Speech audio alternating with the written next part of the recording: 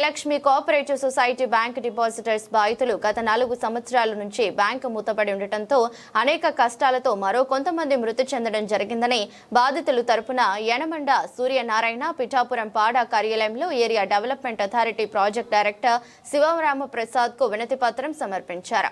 ఈ సందర్భంగా ఆయన మీడియాతో మాట్లాడుతూ పిఠాపురం నియోజకవర్గంలో 12 మంది బాధితులు మరణించారని తెలిపారు. స్థానిక ఎమ్మెల్యే రాష్ట్ర ఉప ముఖ్యమంత్రి పవన్ కళ్యాణ్ పిఠాపురంలో పోటీ చేయకముందే బాధితుల తరపున విన్నవించుకోవటం జరిగిందని, అధికారంలోకి వచ్చిన తర్వాత తక్షణమే చర్యలు తీసుకుని బాధితులకు న్యాయం చేస్తానని హామీ ఇవ్వటం జరిగిందని తెలిపారు. అధికారం వచ్చి 2 సంవత్సరాలు అవుతున్నా బాధితులకు ఎటువంటి న్యాయం జరగలేదని అన్నారు. బాధితుడు మాట్లాడుతూ నాకు ఎటువంటి ఆధారం లేదని, మా పెద్దలు కొద్దిగా పొలం ఇస్తే అది అమ్ముకొని 80 లక్షలు జయలక్ష్మి కోఆపరేటివ్ డిపాజిట్ చేశానని, ఆ బ్యాంకు మూతపడటంతో ఏం చేయాలో అర్థం కాక మరణించడానికి సిద్ధంగా ఉన్నానని ఆవేదన వ్యక్తం చేశారు. ఇటువంటి దీన పరిస్థితుల్లో కూటమి ప్రభుత్వం వెంటనే ఆ బ్యాంకుపై చర్యలు తీసుకుని బాధితులకు న్యాయం చేయాలని విజ్ఞప్తి చేశారు. జయలక్ష్మి ఎంఏఎం సొసైటీ బ్రాంచ్ బాధితులు గత 4 సంవత్సరాల నుంచి బ్యాంకు మూతపడిన దగ్గర నుంచి ఇవాళ అనేక కష్టాలు, అనేక మంది మృతి చెందారు. పిఠాపురం నియోజకవర్గ పరంగా పిఠాపురంలో 12 మంది మృతి చెందినట్టుగా రీసెంట్ గణాంకాలు చెప్తున్నాయి. ఇవాళ మొట్టమొదటిసారిగా పిఠాపురంలో పవన్ కళ్యాణ్ గారికి జయలక్ష్మి బాధితులది 4 సంవత్సరాల క్రితం పిఠాపురంలో ఆయన పోటీ చేయకుండా ఉన్నప్పుడు జయలక్ష్మి బాధితులది గొల్లప్రోలు ఫంక్షన్ హాల్లో జయలక్ష్మి బాధితుల వివరాలు తెలియజేసుకుంటూ బాధితుల తాలూకు ఇబ్బందులు తెలియజేసుకుంటూ 4 సంవత్సరాల క్రితం నుంచి కూడా పవన్ కళ్యాణ్ గారి దృష్టిలోకి తీసుకెళ్ళాం. ఆ రోజు పవన్ కళ్యాణ్ గారు ఇచ్చిన హామీ, మేము అధికారంలోకి వచ్చిన తర్వాత మేము ఖచ్చితంగా జయలక్ష్మి బాధితులకి న్యాయం చేస్తాము, మేము అధికారంలోకి వచ్చిన తర్వాత బాధితులకి న్యాయం చేస్తాము, భరోసా ఇస్తాము అని చెప్పిన మొట్టమొదటి వ్యక్తి పవన్ కళ్యాణ్ గారు.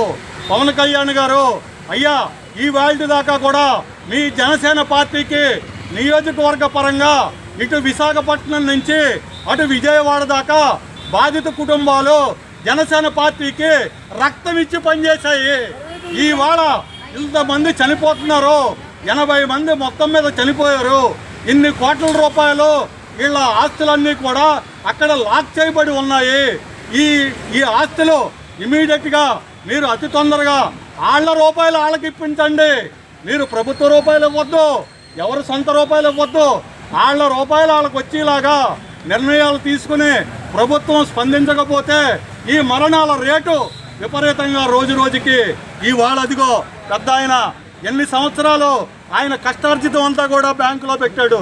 ఈవేళ ఇలాంటి కుటుంబాలు పిఠాపురంలో కొల్లలో అయ్యా మీరు దయచేసి మేము పవన్ కళ్యాణ్ గారిని, రాష్ట్ర ముఖ్యమంత్రి చంద్రబాబు నాయుడు గారిని, రాష్ట్ర ఐటీ మంత్రులు నారా లోకేష్ గారిని, వీరందరినీ కూడా మానవతా దృక్పథంతో రాజకీయ నాయకులు, అధికారులు మీరు కేవలం సానుభూతి ప్రకటిస్తే సరిపోదు సార్, మీరు సానుభూతి సంబంధిస్తే సరిపోదు, మీరు ఇంప్లిమెంటేషను ఈ రూల్ ఆఫ్ లా మీరు తీసుకొచ్చి ఖచ్చితంగా ఈ బాధితులకు న్యాయం చేసేంత వరకు కూడా ఈ మరణాల రేటు పెరగకుండా మీరందరూ కూడా సహృదయతతోటి మిగతా మానవ స్వచ్ఛంద సేవా సంస్థలు, లాయర్లు అవ్వచ్చు, డాక్టర్లు అవ్వచ్చు, పోలీస్ అవ్వచ్చు, ఎవరైనా కావచ్చు, మానవతా దృక్పథంతో వీరికి సానుభూతి పరంగా వీరికి న్యాయం చేసేంత వరకు అందరూ కూడా సంయుక్తంగా పోరాడి మనకి బాధితులకు న్యాయం చేసేంత వరకు న్యాయం చేయాలని చెప్పని కోరుకుంటూ ఇవాళ పిఠాపురం బ్రాంచ్ నుంచి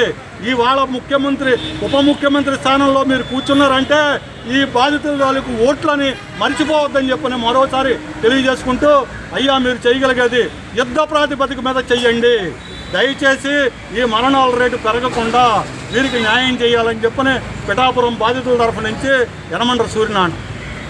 ఏ ఆధారంలో ఏదో కొద్దిగా పెద్దవాళ్ళు ఇచ్చిన కొండ ఉంటే అమ్మేసి అందులో పడేసుకున్నాను. ఆ డబ్బులు పట్టుకొచ్చి బ్యాంకులో వేసేదాకా వాళ్ళు తినేశారు. దగ్గర 70-80 లక్షల రూపాయలు అందులో ఉండిపోయాయి. మాకు ఏ ఆధారం లేదండి, బతకడానికి దారి లేదు, ఏ పెన్షను లేదు, ఏ ఆధారం లేదు. అనారోగ్య పరిస్థితి వచ్చింది, నెలకి 15,000 20,000 మందులు వచ్చినాయి.